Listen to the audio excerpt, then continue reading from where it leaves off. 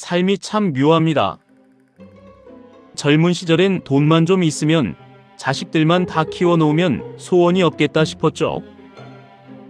그런데 막상 그 고개를 넘고 나니 찾아온 건 환희가 아니라 정체 모를 허무함입니다. 분명 예전보다 사는 건 훨씬 편해졌고 주변은 풍요로운데 이상하게 마음의 채도는 점점 떨어져만 갑니다. 오늘 아침 당신의 모습은 어땠나요? 최신형 가전제품들이 알아서 집안일을 돕고 부족함 없는 식탁 앞에 앉아있지만 정작 입맛은 무덤덤합니다.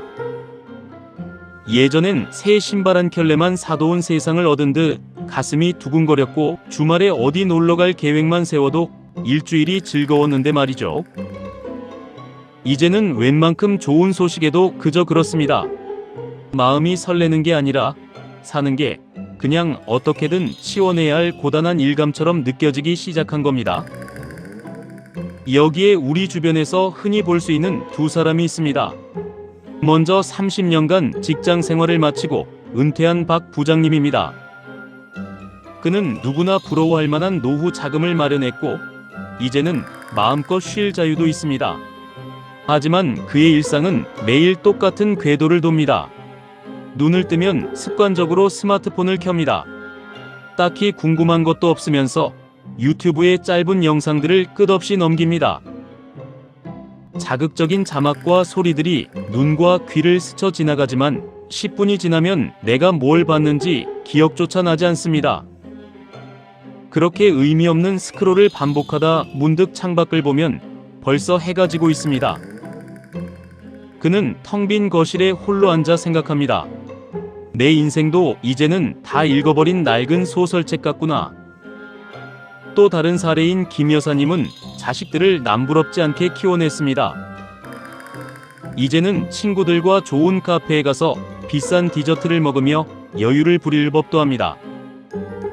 하지만 그녀의 속마음은 다릅니다. 화려한 인테리어의 카페에 앉아 있어도 감흥이 없습니다. 앞에 놓인 달콤한 케이크를 한 입 베어 물어도 어차피 아는 맛이네라는 냉소적인 생각이 먼저 듭니다. 친구들과 마주 앉아 있어도 대화는 겉돌고 시선은 자꾸만 손바닥 안의 휴대폰 화면으로 향합니다. 남들의 화려한 일상을 구경하며 자신의 무덤덤한 하루와 비교하다 보니 마음의 가계부는 늘 적자인 것만 같습니다.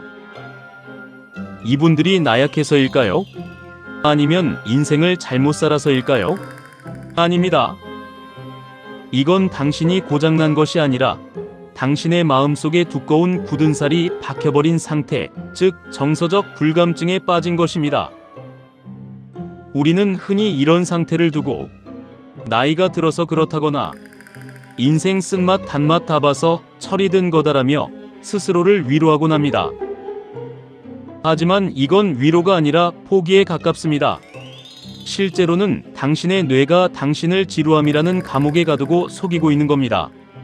해외여행을 가도 비행기 타기 전 공항에서의 설렘이 전부이고 막상 도착하면 돌아가서 치워야 할 찜 걱정부터 나는 그 기분. 심지어 요즘은 가슴이 두근거리는 게 설레서가 아니라 건강검진 결과가 걱정될 때뿐이라는 우스갯소리가 남일 같지 않게 들린다면 당신은 지금 심각한 정서적 결핍 상태에 놓인 것입니다. 도대체 무엇이 우리의 심장을 이토록 무미건조하게 만들었을까요? 왜 갈수록 세상은 편리해지는데 우리의 기쁨은 반비례하며 줄어드는 걸까요? 만약 이 상태가 계속된다면 남은 인생은 그저 의미 없는 반복의 늪이 될지도 모릅니다. 하지만 분명히 말씀드립니다. 당신이 나약해진 것도 삶의 열정이 식은 것도 아닙니다. 이건 우리 머릿속에서 아주 은밀하게 벌어지고 있는 어떤 착각 때문입니다. 우리가 그토록 믿어왔던 나이 탓이라는 말 뒤에는 사실 놀라운 반전이 숨어 있습니다.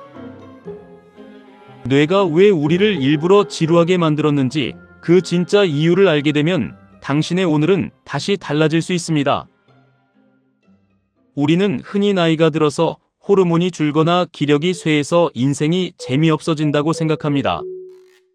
하지만 2026년 현재 최신 신경과학이 내놓은 진단은 충격적입니다. 당신이 지루한 진짜 이유는 당신의 뇌가 너무나 똑똑해졌기 때문입니다. 우리 뇌에는 에너지를 극한으로 아끼기 위한 아주 정교한 운영체제가 하나 탑재되어 있습니다. 학계에서는 이를 예측 부호화 시스템이라고 부릅니다. 원리는 간단합니다. 우리 뇌는 들어오는 모든 정보를 일일이 분석하지 않습니다. 대신 과거의 데이터를 바탕으로 앞날을 미리 예측하고 그 예측이 맞으면 더 이상 신경을 쓰지 않는 방식을 취합니다. 비유하자면 인생을 이미 결말을 다 알고 보는 재방송 드라마로 취급하는 것과 같습니다. 수십 년을 살아오며 당신의 뇌에는 방대한 데이터베이스가 쌓였습니다. 이제 뇌는 굳이 에너지를 써가며 세상을 탐색할 필요가 없습니다. 누굴 만나면 무슨 말을 할지, 저 식당에 가면 무슨 맛이 날지, 심지어 오늘 퇴근길 지하철에서 어떤 풍경이 펼쳐질지, 당신의 뇌는 0.1초 만에 스캔을 끝내고 결론을 내립니다. 다 아는 거야. 신경 꺼도 돼. 이것이 바로 뇌의 에너지 절약 모드입니다. 20대 때는 모든 것이 처음이라 뇌가 쉴 틈 없이 반짝였습니다. 처음 해보는 연애, 처음 가보는 낯선 도시, 처음 맡아보는 업무까지 예측 범위를 벗어난 의외성이 가득했기에 뇌는 정보를 처리하느라 도파민을 쏟아내며 풀가동되었습니다. 하지만 50대, 60대가 된 지금 당신의 뇌는 세상을 너무나 완벽하게 예측하고 있습니다. 심지어 우리가 사용하는 최신 기술들은 이 증상을 가속화합니다. 2026년의 알고리즘은 당신이 무엇을 좋아할지, 무엇을 살지, 어떤 영상을 클릭할지 당신보다 먼저 예측해서 눈앞에 갖다 바칩니다. 내가 고민하고 선택하며 겪어야 할 의외성의 틈을 기술이 완전히 메워버린 것이죠. 뇌 입장에서는 이보다 편할 수 없지만 우리 영혼 입장에서는 이보다 지루할 수 없습니다. 우리가 흔히 말하는 해외여행 가봤자 거기서 거기지, 맛있는 거 먹어봐야 아는 맛이지라는 냉소적인 반응은 사실 당신의 뇌가 내리는 스포일러입니다. 뇌가 이미 결말을 예측해서 알려주니 과정에 몰입할 이유가 사라진 겁니다. 모든 것이 예상대로 흘러갈 때 우리 뇌의 도파민 공장은 가동을 완전히 멈춰버립니다. 다 아는 내용인데 뭐하러 비싼 에너지를 써서 설렘을 만들어내? 라고 반문하며 문을 닫아버리는 것이죠. 결국 당신의 인생이 무채색으로 변한 건 세상이 변해서가 아닙니다. 당신의 뇌가 낡은 지도를 들고서 이 길은 다 아는 길이야. 고개 들어 앞을 볼 필요도 없어라고 고집을 피우고 있기 때문입니다. 뇌가 세상을 예측 가능한 정보의 집합체로 확정짓는 순간 당신의 삶에서 생동감은 거세됩니다. 그렇다면 여기서 한 가지 의문이 생깁니다. 뇌가 이렇게 예측을 잘해서 도파민 공장이 멈췄다면 우리는 영영 이 지루함의 감옥에서 나갈 수 없는 걸까요? 아니면 도파민을 억지로라도 쏟아내게 할 방법이 있을까요? 사실 우리가 믿고 있는 도파민에 대한 상식에는 아주 치명적인 오해가 하나 섞여 있습니다. 이 오해를 풀지 못하면 우리는 평생 쾌락의 쳇바퀴만 돌다가 지쳐 쓰러질지도 모릅니다. 많은 사람이 오해합니다. 맛있는 음식을 먹을 때, 비싼 옷을 살 때, 혹은 주식 차트가 빨간색으로 물들 때 도파민이 펑하고 터져서 우리를 행복하게 해준다고 말이죠. 하지만 2026년 현재 최신 신경과학이 밝혀낸 진실은 훨씬 더 이기적이고 냉혹합니다. 도파민은 당신이 무언가를 손에 넣었을 때가 아니라 그것을 기대하고 기다릴 때만 폭발합니다. 비행기를 타고 여행지에 도착했을 때보다 공항에서 보딩 패스를 들고 기다릴 때 더 설레는 이유가 바로 이것입니다. 도파민은 결과물이 아니라 예측 오류, 즉 기대와 실제 사이의 틈새에서만 피어나는 꽃이기 때문입니다. 문제는 우리가 사는 2026년의 환경이 이 기대의 시간을 완전히 박탈해버렸다는 데 있습니다. 예전에는 보고 싶은 영화를 보려면 극장 시간을 확인하고 직접 찾아가는 기대와 수고의 과정이 있었습니다. 하지만 지금은 어떤가요? 손가락만 움직이면 1초 만에 원하는 영상이 나오고 AI는 당신이 생각하기도 전에 다음 볼거리를 추천합니다.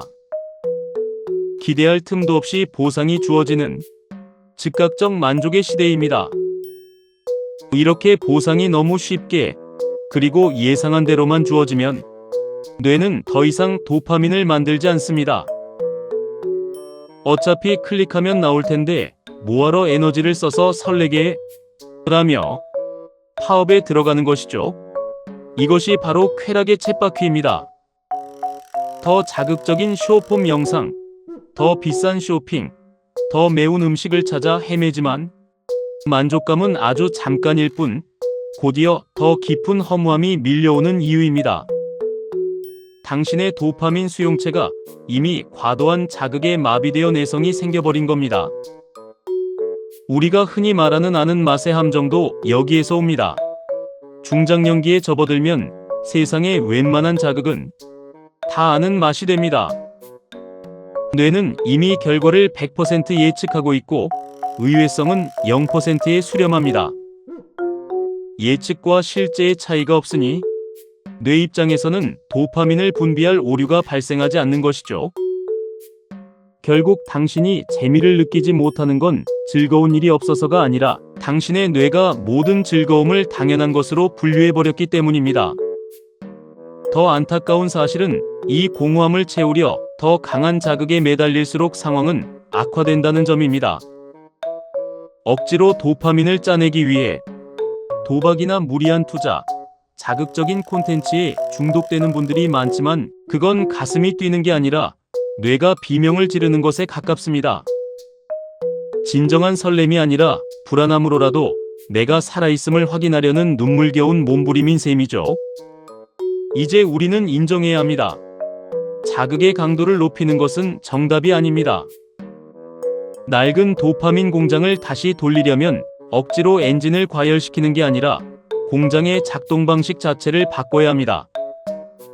뇌가 완벽하게 설계해 놓은 예측의 벽에 균열을 내야 한다는 뜻입니다. 그렇다면 어떻게 해야 이 똑똑하고도 고집센 뇌를 속여서 다시금 설렘의 에너지를 끌어낼 수 있을까요? 2026년의 편리한 시스템이 우리에게서 앗아간 의외성을 우리 손으로 직접 되찾아오는 방법, 그 구체적인 전략이 이제 공개됩니다.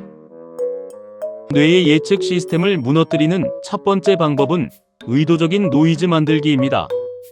우리의 일상은 너무나 매끄러운 고속도로 같습니다. 늘 가던 길, 늘 먹던 메뉴, 늘 보던 채널까지. 뇌는 이 고속도로 위에서 반자율 주행 모드로 잠들어 있습니다. 이 잠을 깨우려면 일상의 의도적인 불편함과 낯선 자극을 던져야 합니다. 거창한 여행을 떠날 필요도 없습니다. 오늘 당장 퇴근길이나 산책길을 평소와 반대 방향으로 걸어보세요. 혹은 늘 AI가 추천해주는 음악 리스트를 끄고 서점에 가서 전혀 관심 없던 분야의 잡지를 아무 페이지나 펼쳐보는 겁니다. 뇌가 이건 계획에 없던 건데 라고 당황하는 그 찰나 멈췄던 도파민 공장이 다시 돌아가기 시작합니다. 뇌의 낡은 지도를 흔들어 아주 작은 틈을 만드는 것, 그것이 첫 번째 열쇠입니다. 두 번째는 3인칭 관찰자 시점으로 나를 바라보는 것입니다. 심리학에서 말하는 이 기법은 뇌의 모드를 전환하는 강력한 도구입니다. 인생이 지루하다고 느낄 때 나는 왜 이렇게 무기력할까라고 자책하지 마세요. 대신 마치 영화 속 주인공을 관찰하듯이 자신을 묘사해보는 겁니다. 박 부장이 지금 익숙한 소파에 앉아 하품을 하며 휴대폰을 만지고 있네. 김 여사가 아는 맛이라며 무덤덤하게 커피를 마시고 있군. 주어를 나에서 그 사람으로 바꾸는 순간 우리 뇌는 감정의 소용돌이에서 빠져나와 관찰자 모드로 전환됩니다. 신기하게도 이렇게 나를 객관화해서 바라보면 뻔하게만 느껴졌던 내 일상이 하나의 관찰 대상이 되면서 낯선 생동감이 생겨납니다. 뜨거운 화재 현장 한복판에 있다가 시원한 모니터 앞으로 옮겨온 것처럼 내 삶과 나 사이에 건강한 거리가 생기는 것이죠. 마지막 세 번째는 감각의 세분화입니다. 우리가 무미건조함을 느끼는 건 감각을 뭉텅그려서 받아들이기 때문입니다. 커피네, 꽃이네라고 단정 짓는 순간 뇌는 탐색을 멈춥니다. 하지만 그 커피에서 느껴지는 미세한 산미와 쓴맛의 비율을 찾아보려 하고 길가의 핀 꽃잎의 끝부분이 어떤 모양인지 자세히 들여다보면 상황은 달라집니다. 뇌과학적으로 볼 때 대상을 정밀하게 관찰하는 행위는 뇌의 전두엽을 활성화합니다. 다 안다라고 자부하던 뇌의 오만을 내려놓고 아주 작은 디테일에 집중할 때 뇌는 새로운 정보를 처리하기 위해 다시 깨어납니다. 매일 마시는 물 한 잔, 매일 걷던 담벼락의 낙서 하나를 마치 처음 본 이방인의 시선으로 관찰해 보세요. 뇌가 예측을 포기하고 관찰을 시작할 때 무채색이었던 세상에 다시 색깔이 입혀지기 시작합니다. 이 세 가지 습관은 결국 뇌에게 이렇게 말하는 것과 같습니다. 내가 다 안다고 생각하는 이 세상은 사실 매 순간이 처음이야. 뇌의 예측 시스템에 아주 작은 균열을 내는 것만으로도 당신의 일상은 더 이상 밀린 숙제가 아닌 발견의 여정이 될 수 있습니다. 우리는 종종 착각합니다. 다시 가슴이 뛰려면 20대 때처럼 온몸이 타오르는 불꽃 같은 감정이 살아나야 한다고 말이죠. 하지만 50대, 60대에게 그런 폭발적인 자극은 오히려 독이 될 때가 많습니다. 엔진이 감당할 수 없는 과도한 연료는 기계를 망가뜨리기 마련이니까요. 지금 당신이 느끼는 무덤덤함은 결코 인생이 끝났다는 신호가 아닙니다. 오히려 우리 뇌가 요란한 소음에서 벗어나 이제는 진짜 평온함이 무엇인지 맛볼 수 있는 가장 귀한 준비를 마쳤다는 뜻입니다. 젊은 날의 가슴뛴이 화려하게 타오르다 금세 꺼지는 폭죽이었다면 지금 우리가 맞이할 즐거움은 은은하고 깊게 그리고 아주 오래 타오르는 숯불과 같습니다. 숯불은 겉으로 보기에 화려하지 않지만 그 속에는 폭죽보다 훨씬 더 뜨겁고 단단한 열기가 숨어 있습니다. 2026년의 기술이 아무리 발전해도 사람의 체온을 대신할 수 없듯이 이 나이대에 느끼는 깊은 응시와 사소한 발견은 그 어떤 첨단 기술도 줄 수 없는 인간만의 고귀한 영역입니다. 우리가 앞서 연습한 낯설게 보기와 관찰자 시점은 단순히 도파민을 짜내기 위한 수단이 아닙니다.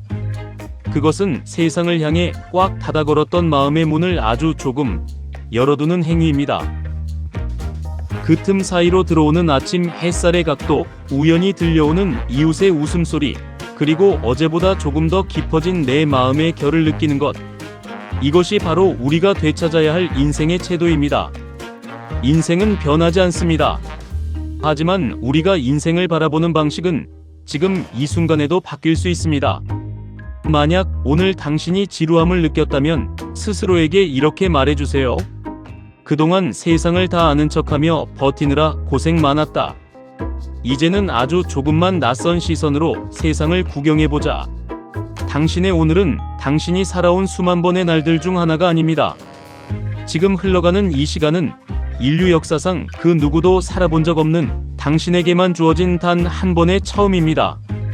우리는 흔히 앞날을 예측하는 것이 지혜라고 믿지만 진짜 지혜는 예측할 수 없는 찰나의 순간을 온전히 끌어안는 용기에 있습니다. 당신은 결코 고장난 것이 아닙니다. 단지 더 깊고 단단한 기쁨을 누리기 위해 뇌가 잠시 이전의 방식을 비우고 새로운 운영체제를 설치하고 있는 과정일 뿐입니다. 이제 무거운 낡은 지도는 내려놓으세요. 손안의 작은 화면이 설계해 놓은 타인의 삶이 아니라 당신의 발바닥에 닿는 지면의 감각과 귓가를 스치는 바람의 소리에 집중해 보시길 바랍니다. 처음 가보는 길을 걷는 여행자의 마음으로 오늘이라는 선물을 천천히 풀어보십시오. 당신의 인생은 여전히 수많은 가능성으로 가득 차 있고 당신의 심장은 다시금 생동감으로 반짝일 자격이 충분합니다. 지금 이 순간 당신의 마음속에 작은 온기가 전해졌다면 그것으로 충분합니다. 당신의 오늘은 여전히 아름답고 당신은 그 아름다움을 온전히 누릴 자격이 있는 사람입니다. 지금까지 긴 여정을 함께 해주셔서 감사합니다. 시청해주셔서 감사합니다.